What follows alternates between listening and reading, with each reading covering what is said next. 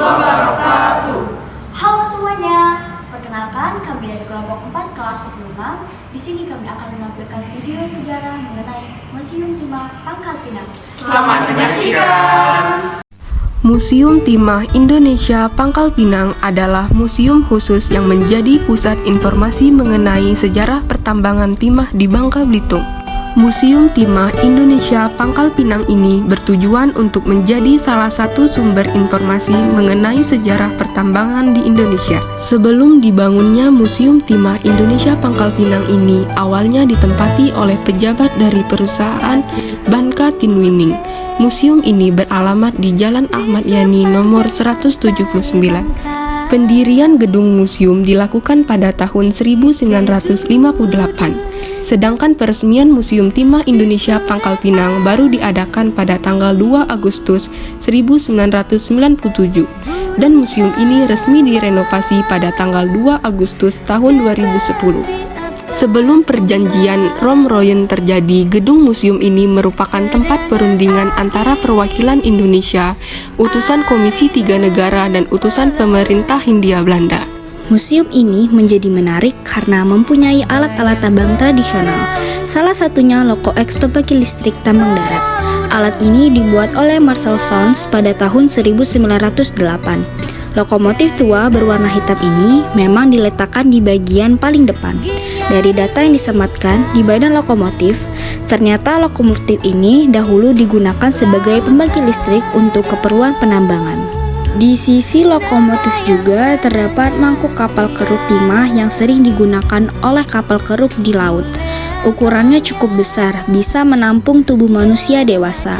Di sisi kiri gedung museum terdapat berbagai ukuran mangkuk keruk, yakni ada 5. Selanjutnya ada Paunis di Museum Timah Indonesia Pangkal Pinang. Paunis ini dijadikan sebagai kendaraan city tour untuk membawa wisatawan ke objek wisata sejarah di kota Pangkal Pinang.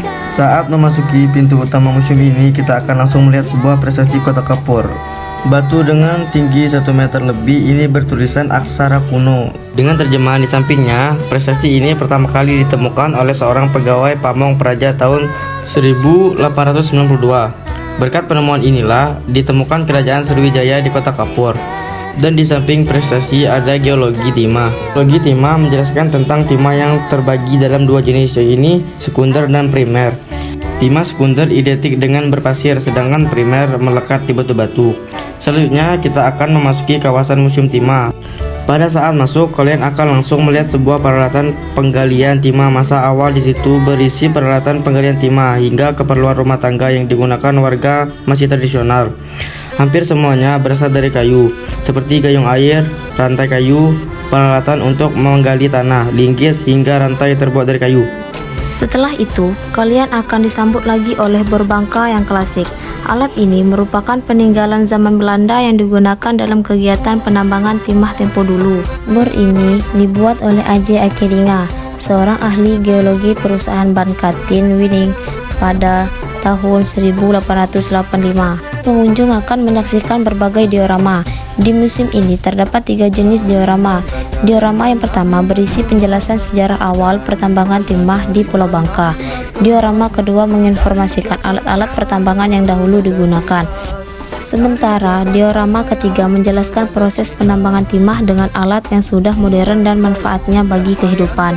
Selanjutnya ada timah dalam peradaban manusia dan artefaknya. Timah sudah dimulai diolah dengan beragam kreasi seperti sindrom mata hingga gantungan kunci, adanya juga miniatur. Sedangkan artefak ditemukan beragam seperti ditemukan mata uang berbahan timah, aksesoris seperti kalung hingga timah sebagai alat barter. Di sisi lain, dalam museum ini terdapat sarana dari masa ke masa transportasi. Dulu, transportasi sebelum ada mobil dan lainnya, transportasi di Pulau Bangka sangat tradisional dan itu digunakan untuk keperluan sehari-hari seperti kereta sorong, gerobak sapi, lori angkut, tandu, sepeda lori, perahu orang sejak, mesin uap, truk, hingga pesawat. Dan di sampingnya terdapat lintas sejarah timah di Indonesia.